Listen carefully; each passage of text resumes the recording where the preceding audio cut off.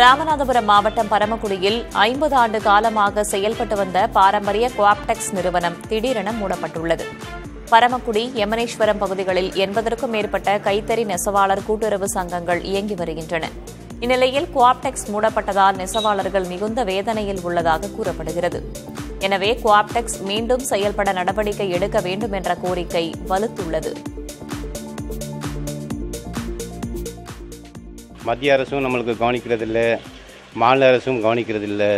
நெசவாளர்கள் எப்படி கஷ்டப்படுறாங்கன்னு பயங்கரமான நம்ம சிரமத்தில் இருக்கோம். இந்த சிரமத்திலெல்லாம் கோப்டஸ் வேறு, நம்ம பரமக்குடி இருக்க கோப்டஸ் வேறு மூடிட்டாங்க. அதனால் கூட்டுறவு சங்கத்தில் உற்பத்தி ஆகிற ஜவுளிகளை வாங்குறதுக்கு வாய்ப்பில்லை. அதனால் ரொம்ப நெசவாளர்கள் பயங்கரமாக கஷ்டப்படுறாங்க. கஞ்சி தொட்டி துறக்கிற மாதிரி சூழ்நிலை பரமக்குடி யூனிவர்சிட்டியில் இருக்குது.